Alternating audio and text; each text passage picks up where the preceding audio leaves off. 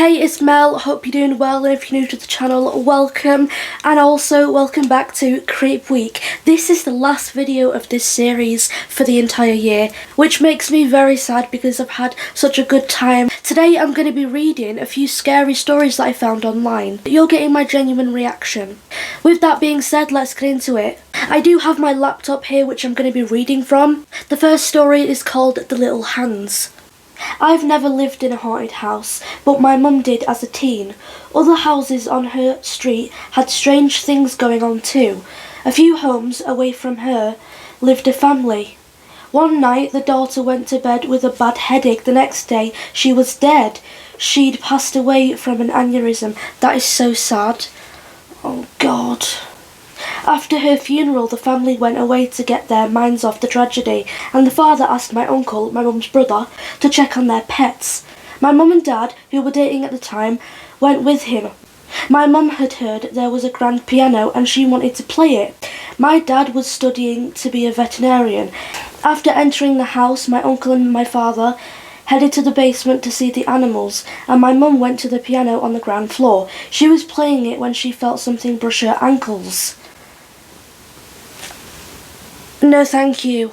She thought a cat must have left the basement and walked past her. She kept playing and then she felt it again. She looked under the piano and saw nothing. When she started again, she felt hands clasp her legs tightly. She dashed to the basement door and called my uncle and father and waited for them. Back outside, my uncle could tell my mum was rattled and asked what was wrong. She told him what had happened and he turned white. He told her the daughter who had died used to play a game with her father. When he played the piano, she'd crawl underneath, grab his ankles and push his feet up and down on the pedals. End of story 1, and also end of my fucking existence on this planet, because fuck that! The next story is called The Eerie Attic. I don't believe in ghosts, but after all, no matter how a ghost story begins, it always hinges on the notion that, come on, of course, we all believe in ghosts. A few years ago I moved into a one-bedroom apartment in Melbourne, Australia. It was my first time living on my own. The apartment block had been built in the 1930s. I'd been there for a few months when I came home from work one day and went into the bathroom. I saw something strange. A wooden board which had covered a hole in the ceiling that led to a small attic space lay fractured in two pieces on the ground. I examined the pieces. The board was an inch thick and it would have taken Bruce Lee to break it, meaning it was strong. I thought the landlord had sent someone to work on the attic. I was frozen stiff with fear. Someone is up there for sure, I thought. I emailed pictures to the landlord asking if anyone had been there, with an undertone of annoyance since she hadn't warned me. Her reply read, "Please call me as soon as you are able to." I called and she explained that her last two tenants had said the same thing happened. She promised to replace the board and she did. A month later, I woke up one night around 4 a.m. My body was covered in goosebumps. It felt like someone was rubbing his or her hands on me. Everything was silent, but then I heard a dragging sound coming from above my bed. It was as if someone was pulling a sack of potatoes. I froze, convinced someone was up there. There is no way an animal could make that sound. After 5 minutes, I worked up the courage to turn on the light, armed myself with a cricket bat and walked to the bathroom. That's when I saw that the new board covering the hole was broken in two. I felt sick. The dragging sound had stopped, but I heard something else, whispering. The sound was clear and coming from the attic. It sounded like children's voices, and I could hear one sentence repeated over and over. "It's your turn. It's your turn." I switched on every light in the apartment to make things feel normal. It was 5 a.m. and dark outside. I watched TV to try to unwind, then a fuse blew. My pet budgie, Dexter, whom I kept in the kitchen, usually never made a sound at night, but he started squawking like he was being strangled. I'd never heard him make those sort of noises. He was screaming. I grabbed my car keys, ran out, sat in my car and waited there until the sun came up. When I saw people walking their dogs, this comforted me enough to go back in. The front door was open, but I figured I might have forgotten to close it when I ran out. I went to the kitchen to check on Dexter, but he wasn't in his cage. I felt sick again. All my windows were closed, so I looked everywhere inside. When I walked to the bathroom, I heard splashing. Dexter was half drowned in the toilet. I took him out, washed him, and dried him.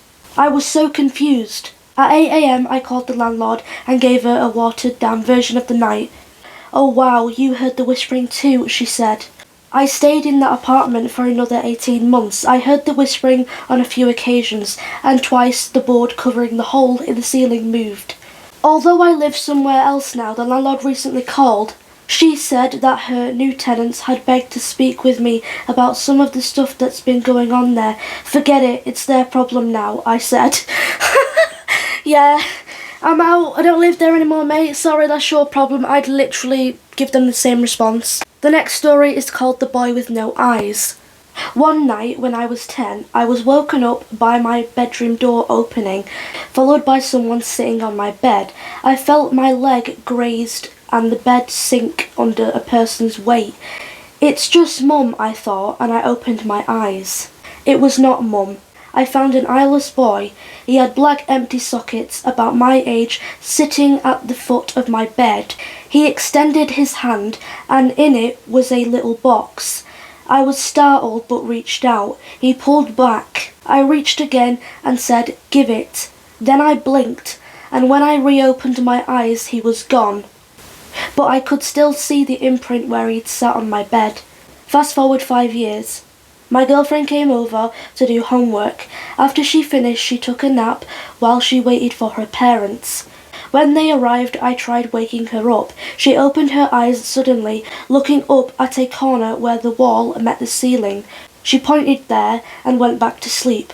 I shook her again. She came to full consciousness, and I explained what she'd done. She looked haunted. Up on the wall I saw a little boy with no eyes. He was there in a Spider-Man pose, staring at me. I freaked out and told her my story about the same kid. Fast forward another 5 years. I was with the same girlfriend and we had a 2-year-old. We were living in my parents' house, in my old room. My daughter started waking up at the same time every night, and she'd talk. After a while I noticed she had almost the same conversations every night. I playfully asked her once whom she was talking to. She said, "It's a little boy, he's nice, he's lost and looking for his mummy." My daughter's nightly conversations continued until we got our own place later that year. The next story is called The Puppy in the Basement. Mummy told me never to go in the basement, but I wanted to see what was making noise. It kind of sounded like a puppy and I wanted to see it. So I opened the basement door and tiptoed down a bit. I didn't see a puppy, and then Mummy yanked me out of the basement and yelled at me. Mummy had never yelled at me before and it made me sad and I cried. Then Mummy told me never to go in the basement again and she gave me a cookie. That made me feel better, so I didn't ask her why the boy in the basement was making noises like a puppy or why he had no hands or feet. The next story is called There Is Something Under the Bed. I began tucking my son into bed and he tells me, "Daddy, check for monsters under my bed." I look underneath for his amusement and see him staring back at me, quivering and whispering, "Daddy, there's somebody on my bed." That's really trippy. Next story is called The Ghost at Home. Last night a friend rushed me out of the house to catch the opening act at a local bar's music night. After a few drinks, I realised my phone wasn't in my pocket. I checked the table we were sitting at, the bar, the bathroom, and after no luck, I used my friend's phone to call mine. After 2 rings, someone answered, gave out a loud, raspy giggle, and hung up. They didn't answer again. I eventually gave it up as a lost cause and headed home. I found my phone laying on my nightstand right where I left it. Who had your phone then? Who was giggling on the other end of the phone then? I think there's someone in your apartment, just saying. The next story is called All I Saw Was Red. I checked into a small hotel a few kilometres from Kiev. It is late. I am tired. I tell woman at desk I wanted a room. No offence, but this person's grammar is not the best. She tells me the room number and gives me the key. But one more thing, comrade. There is one room without a number and always locked. Don't even peek in there, she said. I take my key and go to the room. Night comes and I hear trickling of water. It comes from the room across. I can't sleep, so I open the door. It is coming from a room with no number. I pound on the door, no response. I look in the keyhole. I see nothing except red. Water is still trickling. I go down to the front desk to complain. By the way, who is in that room? She looked at me and began to tell a story. There was a woman in there, murdered by her husband. Skin all white except her eyes, which were red. The next story doesn't have a title. My grandfather told me this story about how one time he was sitting in a chair in front of the house when he heard his wife repeatedly calling him from inside the house. The thing is, my grandmother passed away a few years before that, but he told me that the voice was so pressing that he actually got up to look inside the house, and as soon as he got inside, he heard a loud crash behind him and turned around to see that the chair he had been sitting in moments ago had been crushed by the cast iron gutter that fell on it. If he didn't come inside the house, he would have probably been seriously injured. Every time I think about it, it sends chills down my spine. Oh, I'm sorry, but that's kind of sweet. If you think about it in a weird way, like his wife who died called him into the house to get him out of harm's way. The following stories have no titles. My girlfriend's grandfather's ashes were put on a little shelf in the living room, right next to a very solid and heavy angel statue. One weekend, she and I are fooling around on the living room couch, and out of the corner of my eye, I see the angel statue fly off of the wall, accompanied with a deep grunt. Moving on to the next story. I worked at a public pool. At night, I would work alone after I was cleaning the building and the pool. One night around 2 a.m, I was cleaning the changing rooms. The pool has been closed for 4 hours at this time. So suddenly I hear the sound of a child's laughter and bare feet running across the pool deck. I go out and scan the area. There's nobody in sight. The doors are all closed and locked. There is nowhere a kid could be hiding. There are no wet footprints on the pool deck. I recheck the doors and the security monitors. I am the only person in the building. It was unsettling. Yeah, I imagine. Next story.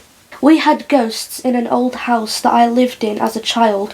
While being home alone, I could hear it sweeping downstairs. Also the tinkling of china and crystal from the dining room. It sounded like a party was happening and you could hear a Victrola, whatever that is. I walked downstairs and it all stopped. Clearly in the afterlife someone's having a party. Moving on to the next story. I watched one of our cats being pulled backwards, about 5 feet by a tail. No. I don't mind people being haunted, like, that's your problem. But leave the pets alone, leave the animals alone, please. She was walking through the dining area and suddenly was sliding backwards, as if someone was pulling her by a tail. Only there wasn't anyone. She freaked out and tried to run, but couldn't immediately, as something held on for a brief second before letting her go.